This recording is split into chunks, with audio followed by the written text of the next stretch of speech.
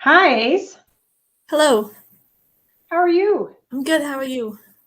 I'm doing fine. Were you the one who asked the question about the Yes, nonprofit? Oh, you did. great. What kind of nonprofit do you want to do? So I founded the Oneida County Pride Association. Oh, great. I'm in upstate New York in Oneida County, and we I didn't know have, Oneida County. oh, good. So we didn't have any queer focus groups, and the closest one was an hour away, either east or west. So I said we needed to create one here locally. And so that's what I've been doing while I am right now in my MSW. So I'm doing my MSW, doing that, and I'm already on campaigns as well. So I know you were talking that that's how you start your political career, and I've already done that. So Good for you. thank you. I didn't know that I being on a campaign. I'm seeing that I do at some point want to run myself. I just didn't know since I just started this nonprofit. I didn't want to like abandon it. It's in its infancy. So it's great that you affirmed that I can at some point do it all. I just kind of have to get there to do it. You can, and because most legislatures even are citizen legislatures. So they people have jobs and they have to because you get something like, well, in New York, it depends on what kind of office you want to hold, but generally they're not paid real well. So oftentimes you'll have side things, and legislators start nonprofits, they work in nonprofits, absolutely. And I can see, starting something from the ground up is really cool. Thank you. It's hard. I've started, it's hard, and the sustainability factor is the hardest. So you'll learn a lot. You will definitely learn a lot. Yeah, do you have a membership? So right now, we are applying to get our bylaws accepted by New York State. There's me and 3 people who are my board members. Outside of us 4, I do have an email list, about 35 to 40 people who they kind of come in and out as far as being members. Like they help for some events and not others. I only started in August, so it's very new, and I'm still just building it up. That's fantastic. And I'm sorry, my face, I just saw one of my campaign school folks who I was thinking of this morning. So I think that's amazing. Ace, meet Reginald. Reginald, meet Ace. Hello. And I'm just excited to be here with you all. And how are you? Reginald, tell Ace where you're from and how we met. Yes, so I am it's humid, but I'm from Mississippi. I live in Gulfport, Mississippi, probably the deepest south you can get. I am in the graduate social work program. I graduated in May, and my interest is macro practice social work, and specifically with legislative policy. And I met with Miss Smith. Oh my gosh, we met at the University of Connecticut, Nancy A. Humphreys political campaign. So I went there and attended like a few weeks ago, and it was revelating. It was amazing. It was amazing. So when I got back home, I had posted the pictures on our NASW Facebook page, and then shared it to mine, and like everybody that I know is just kind of like ecstatic. And I'm like, we gotta make some things happen in Mississippi. So over the weekend, we're dealing with the murder of Jaheim McMillan, a young 15-year-old who was shot by Gulfport police officer last year in October. And I've been working with one of earlier in February, there were some people who got arrested for going into, basic civil disobedience, right? And they threw the kitchen sink at all of them, right? So, and there were people from different organizations throughout the country, and only 5 were arrested. And I met with one of the 5, and ever since like a day or 2 after it happened, I've been helping her through the entire process of what she's dealing with. Because before this happened, a lot of what I've learned is a lot of people they do not have the knowledge or experience of organizing, protests or, type of community gatherings of that nature. I have, almost 7 years of experience doing it, right? So this was her first time ever stepping out and being involved. And as soon as it happened, she finds out, she ends up going to jail. And, all of them have at least one account of a felony charge, one person with 2 accounts of a felony charge, and 11 misdemeanors, right? So they threw everything at them. And I talked to her, and ever since then, I've been helping her, kind of using social work tactics, theories, and not theories, but, kind of therapeutic practices, not literally, but in a way to help her ground herself, right? She's raising a 2-year-old biracial son, and it's just her and her husband together. And, they both live in low income housing, so they both have to work. And now she has the jitters every time she leaves. She doesn't feel like herself. It's her going to jail. It's been horrific, but I've been able to help her, guide her through the situation just by being there, listening to her, and helping her critically think about like her next step and her next moves and what she should do and how she should move without giving her legal advice, because I'm not a lawyer yet. But it worked out well. So what I've learned at the University of Connecticut School of Social Work at the campaign event, I was able to use it as soon as I touched down on the ground. Like literally, from looking at, how to run, getting the information, who to speak to. Even with the voter ID registration, I actually, like yesterday, I had at least a handful of people that I ran into. Just, hey, are you registered? Are you a registered voter? I don't know. Let's see. Are you registered? Just everywhere I go, it's literally, I put it up. It's somewhere on my couch. My dog probably moved or whatever. But the work doesn't stop. So I'm extremely thankful and grateful for all of it. So yes, it works amazing. Well, I'm so glad to see you. And hello, Tanisha. Hi. Oh, I didn't realize I was unmuted. Sorry. No, that's okay. And you're reminding me, so just to connect, and I want you all to introduce yourselves, but couple of things. And I don't know, I see 6. Okay, great. Oh, good. Well, what time is it? 4:01. All right. So we'll get a few more people in here. I want everybody to introduce themselves.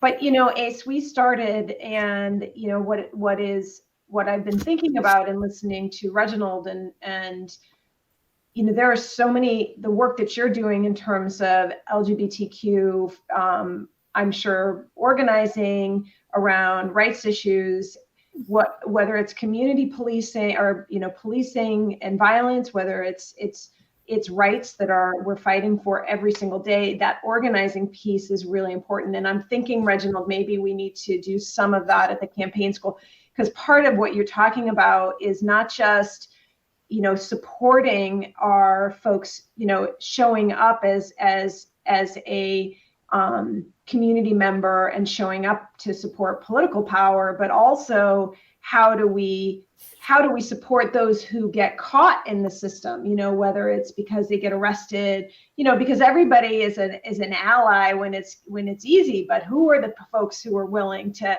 really, 1, to put their lives on the line, and 2, how do we support them when they do?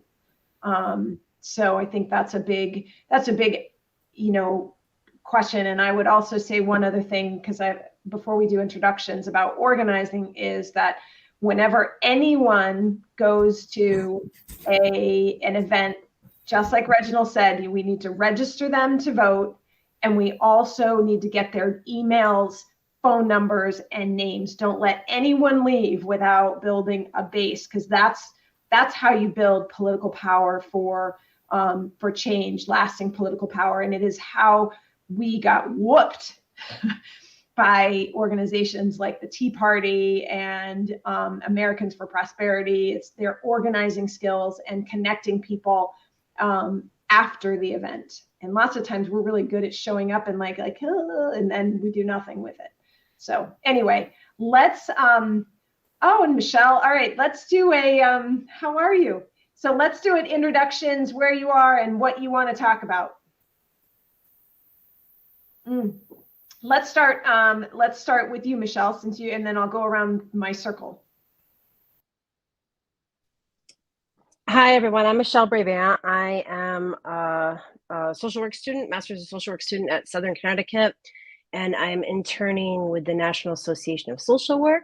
I have had the privilege of knowing Professor Rhodes Smith, working on a campaign together, and then also watching you testify on Monday. You did great. Thanks. And yeah, so I want to actually, that's something I do want to work on, is how to write better testimony. And Tanisha, I saw your testimony too. Oh, great. I want to hear about that. And have you testified yet, Michelle? So I submitted testimony on behalf of the NASW that I was supposed to testify for, but I'm an idiot and didn't sign up to testify. Didn't sign up for it. Okay. All right. Well, we'll talk about that. All right. So testifying, and I'm sorry, I'm just pouring my tea as I stand here because I need a constant. It's been a long week. I am going to try to say it. And Eniaka? How badly did I do? You did real good, I must say, but it is Inyaka. Just the tone. Enyaka. Yes, you're so good, I must say. Oh, I love it. I I love would the say you're one of name. the people that got it to that point. So thank you so much for that. It's a beautiful name. Thank you. So where are you from, Enyaka? Where are you calling in from, zooming in from? Okay, I'm zooming in from Maryland. A graduate student of Howard University. Yeah. I love Howard. And Okay. And where are you from? Where's home? I am actually I'm an international student. I'm from Nigeria. Oh, you're from Nigeria. Oh, fantastic. Yes. Are you going to go home and run for office? Yeah, don't definitely. laugh. Actually, I'm really preparing myself for something bigger there. So I just need to further farm myself because the reason for my coming to America to study has a lot of effect as a result of, I say, political, socio-cultural degradation, and a whole lot of issues, which needs extra energy, extra strength, and extra knowledge to really, fight. So it's all about getting to understand the real principles, and then work hard, and then get back home and fix things. Yeah. And I've been thinking about that on the local level here, and I know it's all over. My brother-in-law grew up under Mugabe in Zimbabwe. So, okay, wow. My brother's been in South Africa for 25 years, and Africa is a very large continent, and every place is different. It is. But I think no matter whether you're in Africa or South America or any other country, there's a lot of concepts around campaigning and advocacy that are very similar. Yeah. Yes. That is more so than we think, more so than we want to admit. So, and I'll give you some. We'll talk a little bit. I mentioned a little bit, but I'll talk more about that. What would you like to talk about today, Eniaka? Okay. Yeah, my major concern. Enaka. Yeah, Enyaka. Enyaka. Okay. Yes. My area of focus is majorly on mental health. The reason why I choose this topic is because of my experience in Nigeria and Africa at large, because of political issues which affected the major population, which is the youths. And because of that, a lot, in order to really find solace, took to drug abuse and engaged in a whole lot of uh, substance abuse, which led to a lot of mental retardation and mental problems in Nigeria. Many got themselves entangled, jailed, some out of psychological trauma, got affected in a whole lot of things. And right now, the government is ignorant about these people's situation. Meanwhile, they are the architect of their problem. and they fail to fix these people's problem.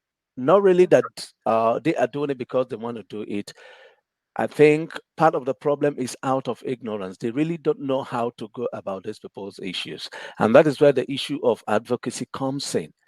There is need for social workers to understand these principles and let the policymakers know and understand what they should do. The most challenging thing is the people who are making policies and laws that regards to these people knew nothing about them, have no knowledge about them. And how can somebody who knows nothing about a problem solve the problem? It is not possible because you don't know where to enter. And that is the reason why there is urgent need for social workers to go into this area, understand it, and then stand as advocate to really preach and make these policymakers understand, or if possible, let the social workers be part of the policymakers who can now stand and talk directly and make them understand why it is necessary that this policy should go and let the society participate in reforming and bringing this back to people back to society. Many of them are first class graduates who should have been a good material to the society, but because of psychological and or when I say management issues, bad leadership, they got themselves in the situation they find themselves today. And there is need for them to be brought back into the society so that they will contribute their quota in the development and the progress of the country. I couldn't agree more, and I will definitely address that because I also think there's an intersection between mental health and political action, and I'll talk about the research with that because I think it's really important for all of us to think about that intersection between political action and mental health. Ace, what would you like to talk about today? Will you introduce yourself, because I think you and I started before everybody joined. Okay, so I am Ace Morali. I use she or he pronouns. I go to the University of Buffalo online for my master's degree, but I live in Utica, New York. I founded the Oneida County Pride Association back in August, which is a nonprofit to help support the queer community in rural New York. And I'm also on a campaign to elect the first woman mayor of Utica. So I'm doing a lot, and I kind of have my toes in a lot of different places. And so basically what I wanted to get out of this was just to get a better understanding of what it is like to be a social worker in the political arena. I kind of just, when I got accepted into my UB degree, I kind of just threw myself into the politics. Firstly was through, I don't know if anyone's knows Indivisible, but they are an activist group, and I'm part of the Indivisible Mohawk Valley, which is my local chapter. And at least my local chapter is very powerful and has a lot of feet on the ground. So we actually are very involved in political campaigns. And they're the ones who taught me how to canvass, write postcards, introduced me to political candidates. And so I've been interacting for quite some time. But I'm still so new, I kind of just stay in the back and not talk much because I'm just listening a lot. So I hope that by the time I get my degree, which is in 2024, I'll get my degree, that I'll have enough to really start asking questions, to start getting involved. Because I don't know exactly when I'll actually dive into the deep end of politics. Well, let's talk about that. But Ace, I would say to you that my favorite quote is "Speak your mind, even when your voice shakes." You are qualified now to ask those questions. There are issues facing, whether it's within the LGBT community, whether it's within the those rights are human rights, but whatever the issue is, you are qualified. And don't let anybody tell you that you're not. You're not going to have a magic amount of understanding. You may feel more confident in certain places, but on the issues that you feel strongly about, I want you to raise your voice. I think it's really important, and I guarantee you that your perspective is missing. I mean, I don't know how old you are, but you are a lot younger than I am, and we need more young people raising their voice and talking about the priorities of young people, because without that, young people don't see themselves in politics. They don't see themselves reflected in politics. I think about Barrington Atkins, Reginald, and those of you who attended the campaign school, because being a young Black man in Poughkeepsie, New York, and just having other people see him seeing him inspires them that somebody is going to represent their interests. So I just encourage you to get more involved. And yes, we'll talk a little bit more about that. Reginald, you started to talk. Is there anything else you wanted? Will you introduce yourself to the bigger group? Because I think not everybody was here. Yeah, I'm Reginald Virgil. I'm a volunteer for the event today. So I'm. Oh, you are? Oh, great. Oh, you're moderator. Are you my moderator? I am. Oh, I didn't even know that. Here to serve you, madam. Hit the jackpot. Yeah, I'm just here to moderate. Reginald Virgil, student at University of Southern Mississippi graduate program, graduated in May. Emphasis with policy and legislation with an economic development certificate background. Future candidate. Yeah, what was that? Future candidate. Yeah, future candidate as well, and also co-founded Black Lives Matter Mississippi. Use that to use the social work approach with that specifically, because I don't agree with a lot of the things people say about it, but decide to use social work policies and practices with grassroots organizations. So yeah, that's me. But I'm just here moderating. Don't mind me. Nice to meet you all, by the way.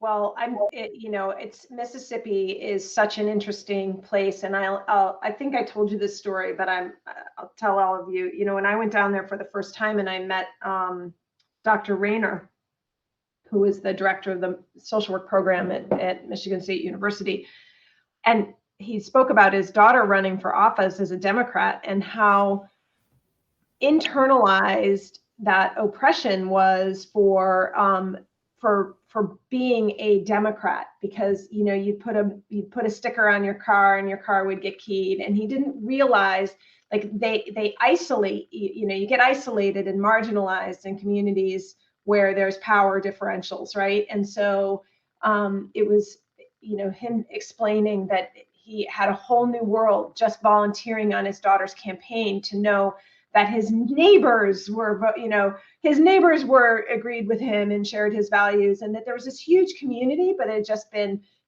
shoved under. So anyway, that was one of the things I took away. But what an incredible place, and I've met such amazing people. So I know that change is coming. Tanisha, why don't you introduce yourself? Hi, my name's Tanisha Signor. I'm an MSW student at Southern Connecticut State University as well. There's actually, it looks like 3 of us from Southern. Jen is also from Southern. I have a concentration in community practice. I think the full thing is like, Jen maybe has to help me, community practice, policy, leadership, something, management, something like that. There's actually only like 3 of us in that concentration, 4 that are graduating in May. So it's a majority clinical focused social work program, MSW program. I'm doing my placement right now with the Social Welfare Action Alliance on the national and the state level. I'm also doing some work with an organization called the Full Citizens Coalition, which is focused on felony disenfranchisement in Connecticut. And I was able to go to campaign school with Tanya a few weekends ago. And what else? You need anything else?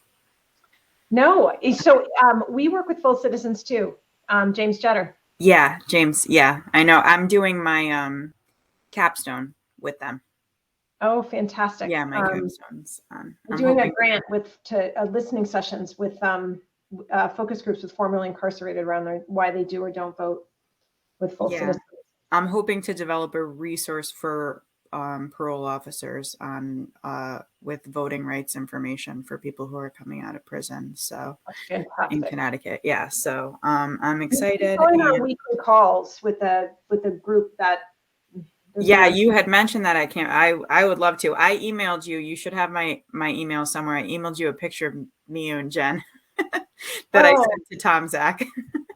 Oh, I did get, what, my email is so backed up. We have breakouts.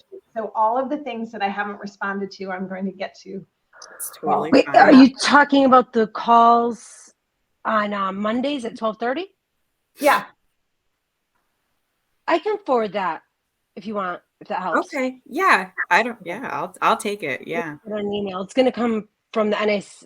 Well, I don't know. I'll figure it out, but I'll get it to you guys. The Connecticut thank Voting you. Rights Group with the Yale Advocacy Clinic. Yeah. And I saw you testify too on Monday. I testified on Monday, and then I testified again. Not yesterday, I think the day before. So that was exciting. I got like actually one of the senators was actually like asking me questions about my testimony and stuff for the first time. So that was kind of exciting because usually they just like, okay, next. Oh, I didn't know you were testifying in front of GAE. You testified? Yeah, I testified Oh, virtually. Okay, I'll go back and look. Oh, great. You don't have to. No. That's fantastic. I love that. Yeah, so it's exciting. And Jennifer, do you want to introduce yourself too? Yeah, I'm Jennifer Perez. MSW student at Southern in my final semester. And I also intern with Dr. Shamzak, who is a part of the National Jobs for All network. And so my internship this year is we are creating a task force in Connecticut to educate community leaders and legislators about full employment. And right now we have a bill working its way through the Labor Committee, and it's been voted a draft. So, we're hoping to, just to get the word out on full employment in the state. And so right now, it's just we're waiting to see what the drafted bill will look like and hoping to get legislators signed on to vote it through. Fantastic. So I do want to talk about testimony, and Aniaka, I want to circle back one thing because I think it sort of weaves, we were talking about felony disenfranchisement and this intersection between mental health and political action. And one of the things that is in the research is that voting and political action in young people is a predictor of education, or a strong correlate with future education and earnings. And it sort of goes along with the rest of what we know about voting, and communities that vote in higher rates have higher rates of health and higher rates of everything, all outcomes.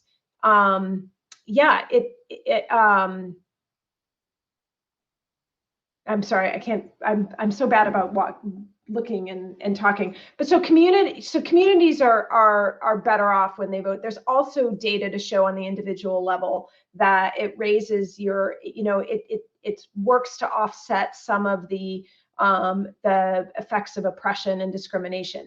And that research is very limited. But at the same time, when we think about it and we think about the power of giving someone the right to vote, it shows, I always think about, the issue of felony, voting with a felony. When you give that right back, recidivism drops significantly. So there's power in being politically active. And I think that's always been, my, where I see the profession is really not saying I am a clinician or I am a macro social worker, but all of us have interactions with people and communities, and whether it's the LGBTQ community.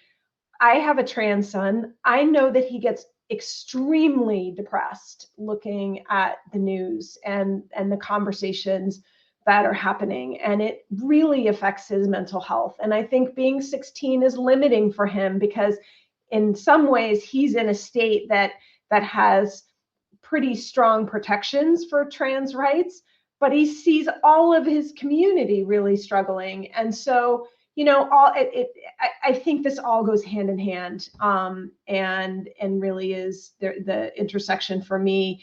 I don't see how you separate social work and mental health. I mean, politics and mental health. I just don't. So that was, sort of on my mind. And then I think someone said testimony. I think, Michelle, you were talking about testimony. And I can only say from experience that testimony is really, you just have to do it. It's practice. I think I shared with those of you who are at the campaign school, I shared the fact that I used to get panic attacks speaking in public. I mean, I really like, you'd be in a big room of, 20 people or 30 people, and we'd have to, I remember in my early career, before I was a social worker even, would come around to me, and like my heart rate would go up. Like I was like, okay, what am I going to say? And so I know that we can overcome fear just through doing, right? That's how confidence is built. And I think an enormous amount of politics and political action is just having the confidence to do it. Like you speaking up, ACE is a confidence issue. It's not a competence issue. So, making sure that we're checking ourselves and saying, you know what, it's easier to be quiet. And that might give me my hit of dopamine if I don't, because I can go back to my safe space here in the back of the room. But if I do it, what's the risk? Reginald? Yes, I will say as a moderator. I can't hear. I don't hear you. What about now? You're muted. No? Oh, you can? I can't. Can you hear me? I can hear you. You can't hear me? All of a sudden, I can't hear. Can someone else unmute? Hello. Can you hear me? Michelle, can you talk? Oh, We're Yeah. all talking. Hi. Holy cow, I have no. Well, since she can't hear me, there were some questions I did have as a moderator, but she's That's doing so weird. well. It just I'll let her happened. continue.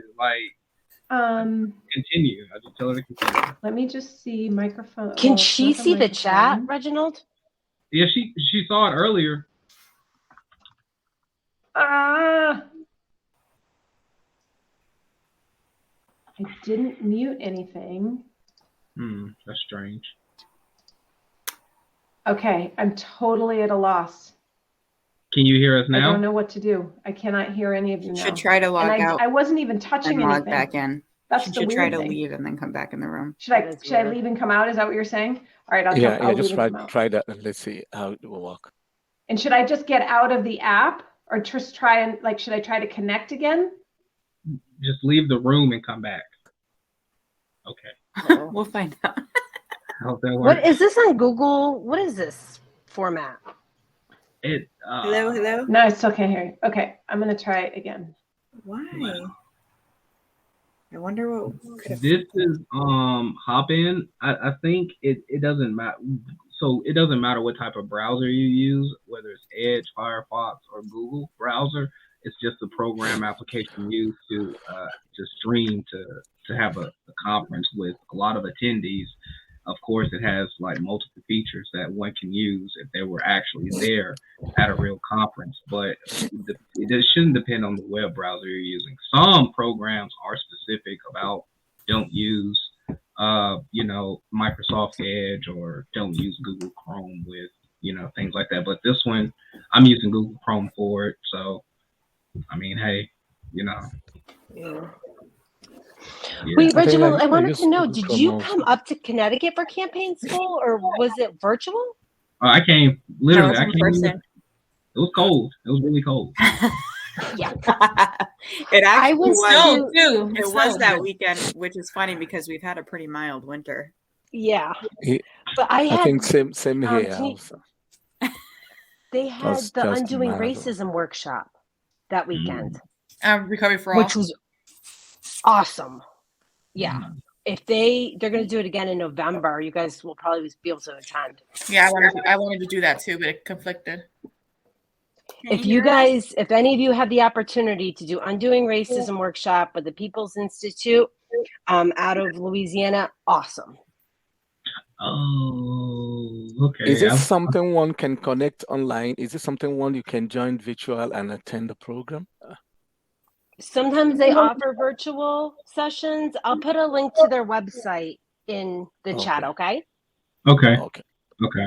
And I'll be, hopefully in the near future, I'll be holding my own workshops on racism too. So There you go. That's a good one. Can you hear us, Tanya? I can now. I don't know what happened. That was really bizarre.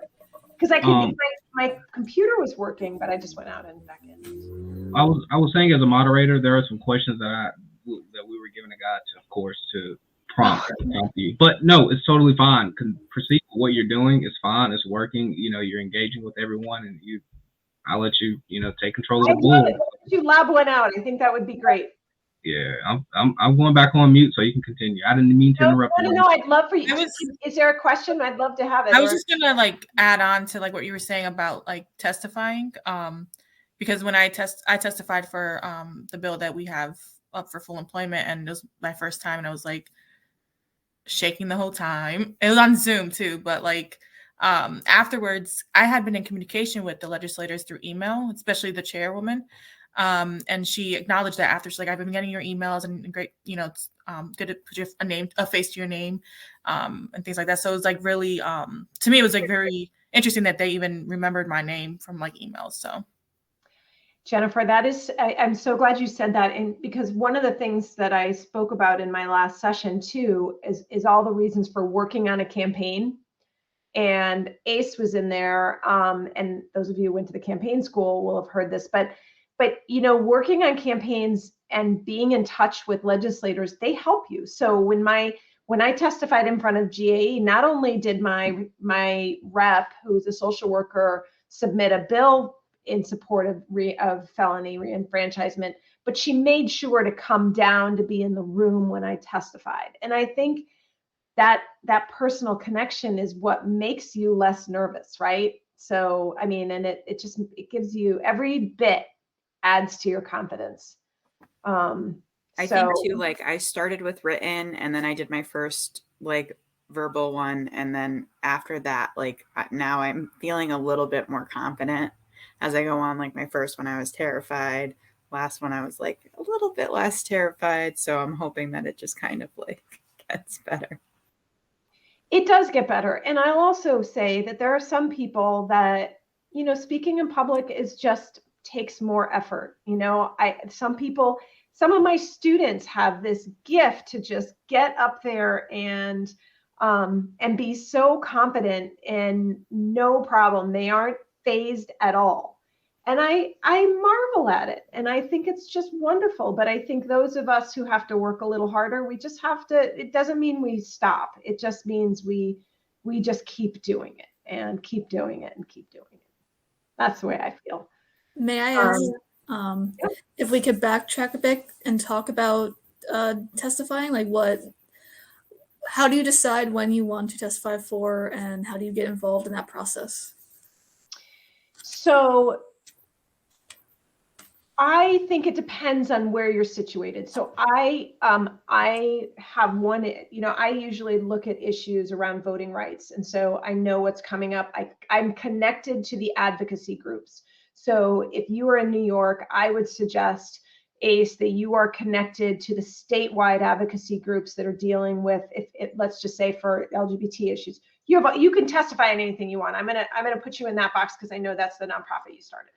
So one, you stay in touch with them, and then they usually have a lobbyist. Larger organizations would have a lobbyist, and then they bring what their job is to organize support. NASW is also, I would join your New York State chapter of NASW and email Samantha Fletcher, and they have a director of policy, and I can't remember his name right now, but send him an email and say, I'm deeply interested in testifying. And Michelle can speak to the fact that even interning with NASW, right, Michelle? I mean, it's given you an opportunity to get more involved in a safer way, in a supervised way, right? Yeah, definitely. No, it's helped increase confidence in a lot of ways, learning because we're in Connecticut, how our legislature works, and I'm way older than you. So there's stuff about this that I should know. And, it's shocking that I didn't, but it's been quite an experience. And a lot of the work's remote too. Yeah. Well, and I don't know whether you can testify remotely from, at the New York State legislature. But the other thing I would do is really take a deep dive into New York State, and you have county government. That's also another place to get started. So I think just learning everything you can about the legislative process, and there are so many usually there are a lot of resources and a lot of workshops around following it. And then I would also bring a friend along. All my students have to testify, but they do it in groups, and they find a lot of solidarity and support by doing it as a group of 2 or 3, so that they're sitting they're waiting for it to be called. They can support each other. They can read each other's testimony. They're just there. And sometimes legislators are terrible, and they lob terrible questions at you. And you know what? You can always say, I'll get back to you. I don't know. I find the question and answer part really nerve-wracking, because even when I know the statistics, they go right out of my head. But that's okay. I submitted my testimony. They know where I stand, and then I follow up with any additional information. Did that answer your question? Yes, it did. Okay, good. And the other thing you can do is look at what other people have written. I strongly suggest anytime you testify on an issue that you look at the opposition, especially from prior years. Get to know your state's website and follow the bills, similar bills, and then read the opposition, because then you can address the opposition in your testimony and debunk it.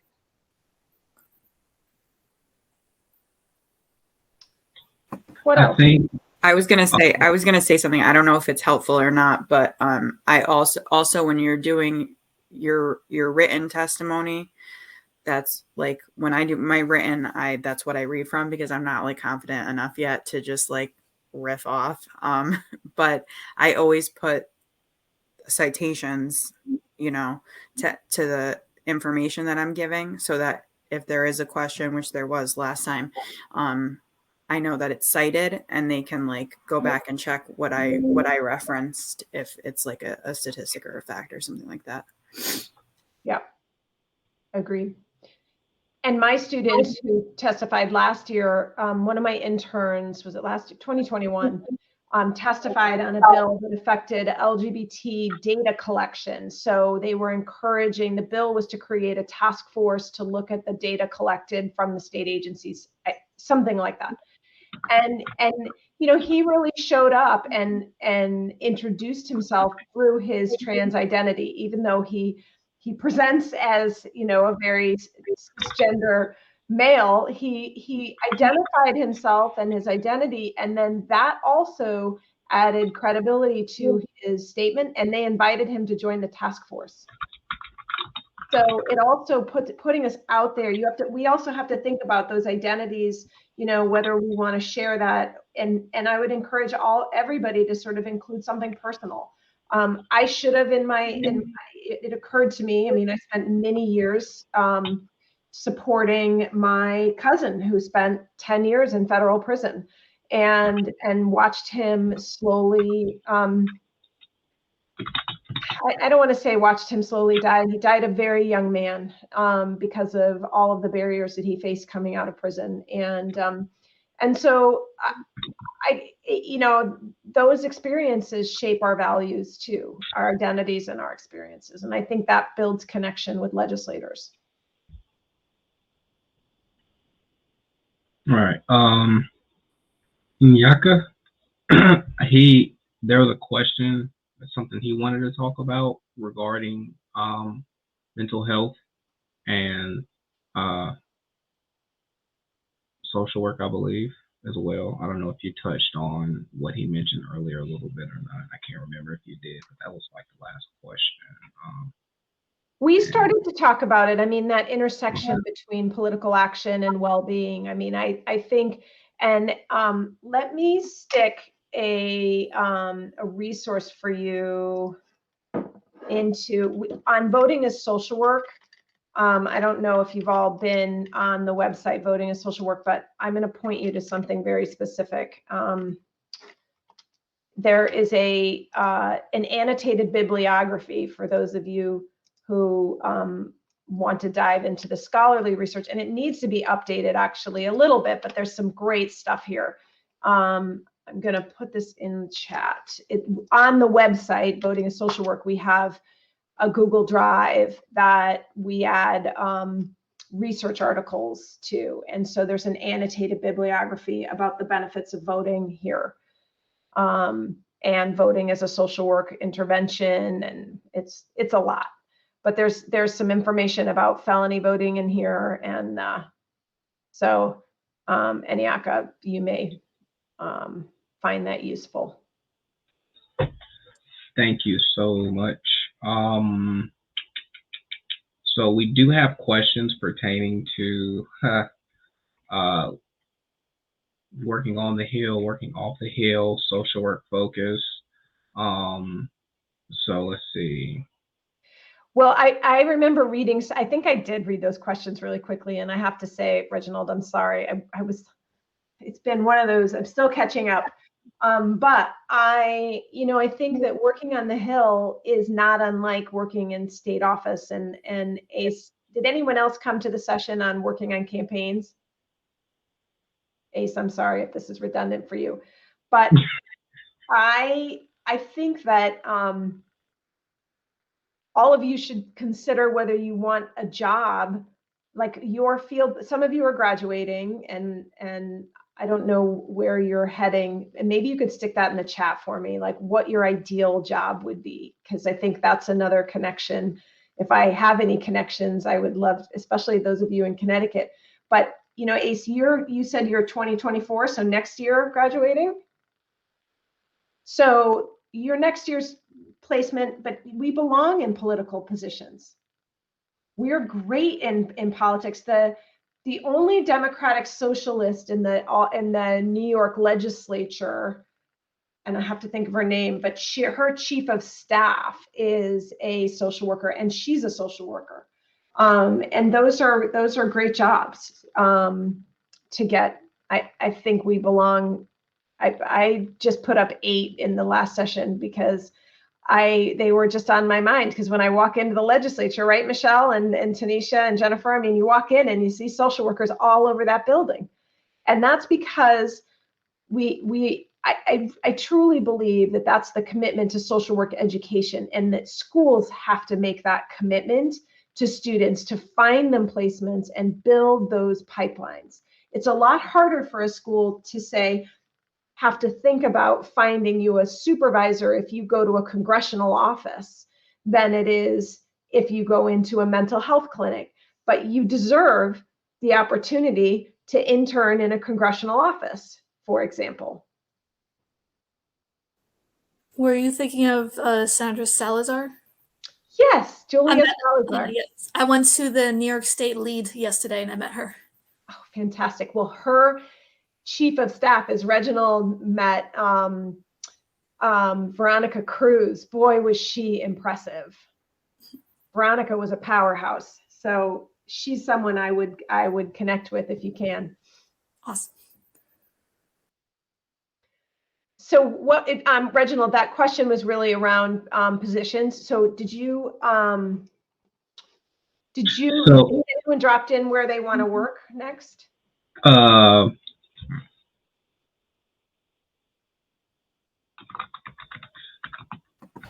This was kind of like a topic in the last breakout room I was in, because we were talking about like how it's different to look for macro jobs than it is for micro jobs. So I think a lot of us are more nervous. Like, I know I can go into micro work if I need to, like, just to kind of like buy the time if I can't find anything. But it's like so much of macro is just networking and like hoping that you come across something. It's like harder to find this stuff on job boards and stuff like that. I would say the same. Like, I have a micro job lined up, but like, I don't, like, my heart's not there. Like, it is just, it's there because I really want to do the macro, like in terms of like, I'm really loving this policy stuff. And so, it's, but you go on Indeed and it's like social worker and it's like clinical social work here. Don't click on social worker. Okay. Click on policy, click on community organizer, click on any job. Any job, and I will tell you why you're qualified as a social worker for that job, and then pull up the job description. So don't look for social worker. That's my tip. I have a list of like macro jobs if you want me to pull it up.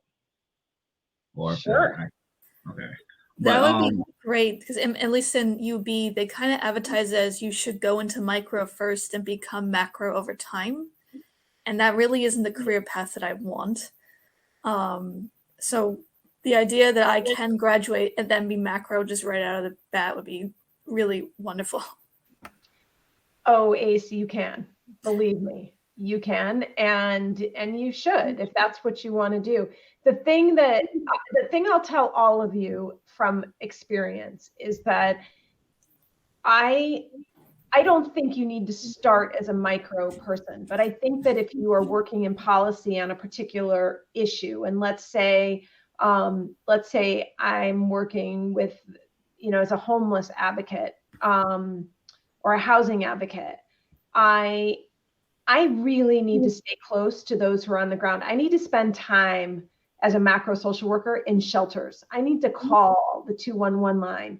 I need to test the system and see how it responds to me if I am coming in. And I think that, and we have to keep in touch with our micro folks. So I just think that I think it requires intentionality when you're just doing policy. One thing I'm doing now is I'm going to start volunteering to go to community events just to like get my foot in, because I haven't been involved in the community as much as I would like to because of just school and work and internships and stuff. I'm in Bridgeport, so we have a big election this year. And so definitely going to try to attend all of the events. Jennifer, there's a social worker running. Really? His name is Lamond Daniels, and he is an anti-corruption candidate. And Bridgeport is the worst political city, worst corruption I've ever seen in my life. Yeah. So, yes. Well, I'm joining Bridgeport Generation now, and I know they're leading that. I know. I don't know why they're not endorsing Lamond. I have to say, I haven't seen any of their candidates yet, but they do have I want to say they're creating some kind of I just saw like on the newsletter quick they're introducing candidates soon, I think. Jennifer, stay in touch with me. Okay. And I want, if you don't mind, I'd like to connect you to Lamond. The people that I know him, he's a social worker. He's a licensed clinical social worker. He's working for the city of Norwalk. He worked under Finch, so he's got tons of municipal experience. And he's trying to say, look, the end of enough. So I think you would love to meet him, even if just to be inspired. Mm-hmm. Okay. Oh yeah, those are all. Gosh, we can do all of those things. I also think that even when we're in micro jobs and working directly with families or within schools or with directly with individuals, we can be change makers within those positions. And sometimes that's the best policy change you can make. So I imagine being a first of all, a social worker in a prison. I mean, I have to say one of the things that I really would like to understand is policies on the inside, because I think there's so much change to be done there. I would like to, I'd like to be a school social worker and blow the lid off of what kids, changing and building, talking about the inequities. Like, you are a citizen witness, you are a social worker who's seeing inequity on the front lines. And I think what happens is people get overwhelmed with the work that's in front of them. But how can we as macro social workers even support them? I'm thinking about that, that allyship or accomplice, being in the trenches with folks, and we need to figure this out. Mm-hmm. And I think, honestly, you answered the majority of the questions through the conversation we've had. So, and plus, this is laid back anyway, compared to the other ones. I really, I don't know. I'm always amazed by what you have to say. So, I mean, I could listen to you for hours, but I back at you. I think the thing that I'm getting out of this is just talking with all of you. And Yak, I want to know. I want to know where you land after Howard. Very exciting. well, I do. I'm sorry. Go ahead. Oh, no, I couldn't hear him. Yeah, you're not. You have the same problem I had. We can't hear you.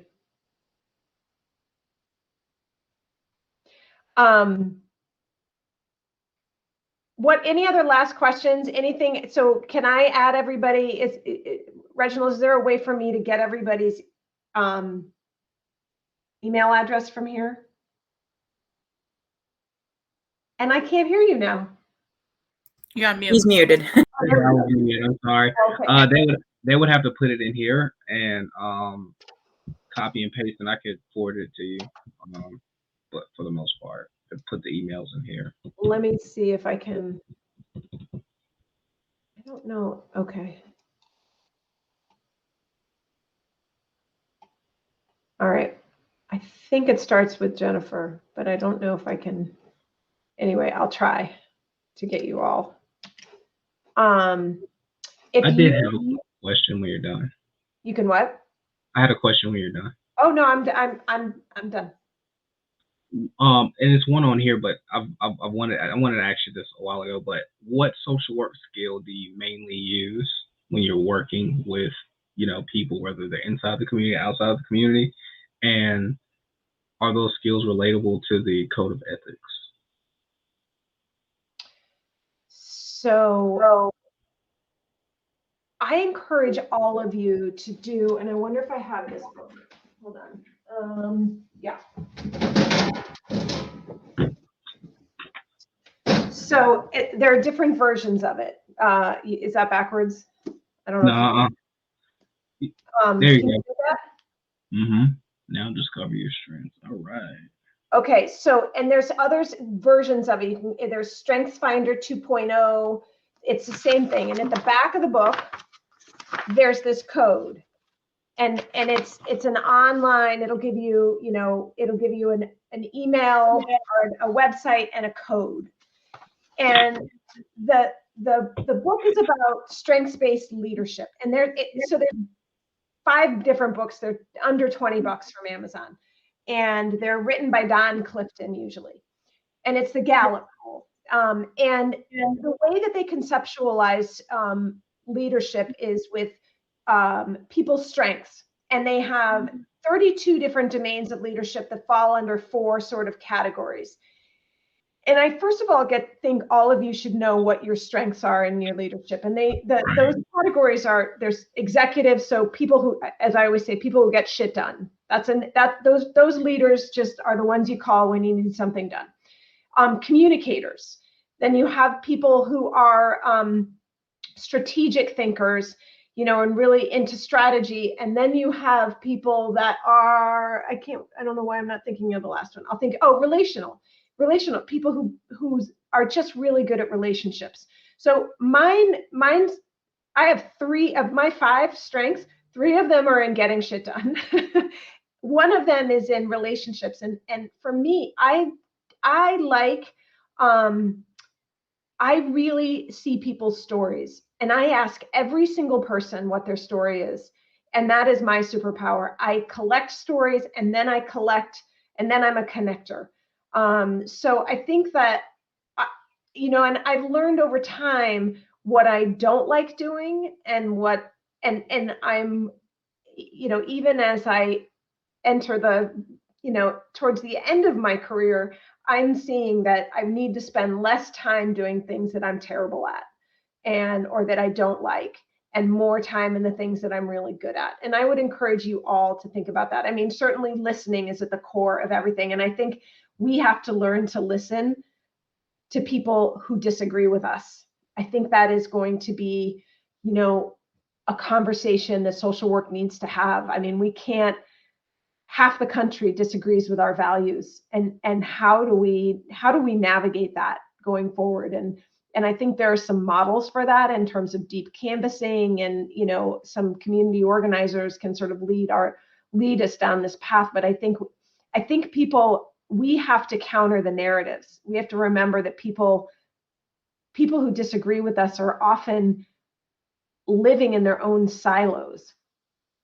So, we can't necessarily judge them. And some of us need to not have those conversations because they're too hard for us to have. I think everybody has different, we come to it with different perspectives and strengths. There was an organizer, I spoke with Anderson from the ACLU, who said that, there are certain legislators, he's a lobbyist for the ACLU, but he said, there are some legislators that he just can't speak to as an African-American man because of their actions.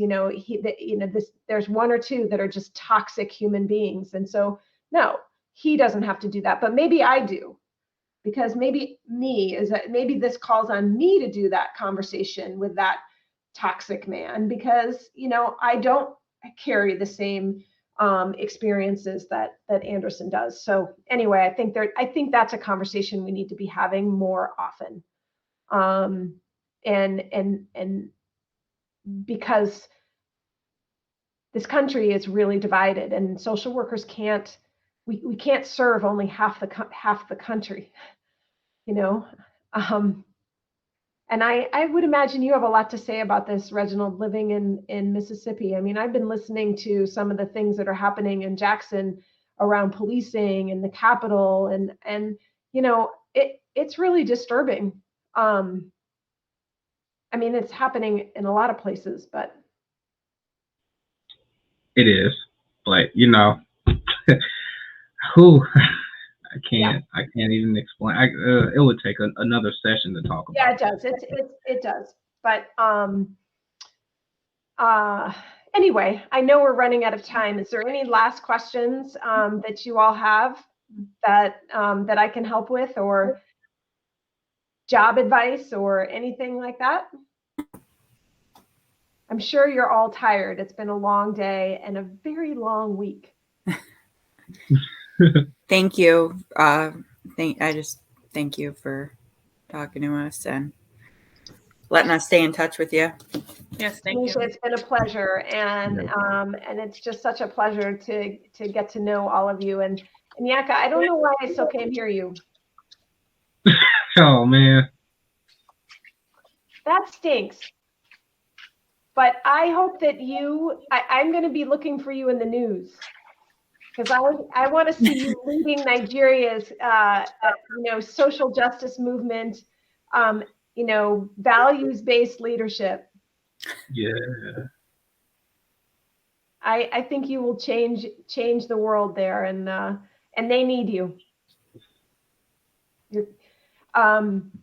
Yeah, it's a lot going on. And Michelle, nice to meet you, or nice to see you. And those of you in Connecticut, I'll see you. And Ace, good luck on your journey with your nonprofit. I have a key word for you, and that's sustainability. Make sure that you can sustain it. Yeah. And I just thank you for joining me today. It was such a pleasure. Thank you so much. Thank you, guys. Thank you. I'm going to go to class now. Bye. Oh. Thank you. All right, I'm going to try to copy this, but I just don't know. Oh, yeah, I think I can do this. I found Lamont Daniels on Instagram. Are we done, Reginald? Oh. Who'd you find yeah, on Instagram? We're done. I think if I leave, it'll still be open unless you close it, but we're done. Okay. I found Lamont Daniels on Instagram, so I'm following the campaign. We'll see. Oh, good. I just really like him, and yeah, it's hard. Bridgeport is going to take a lot. It's going to take more than one election cycle to break it, but stuff going on is really, you'd be mortified. Yeah, I am. Well, thanks again.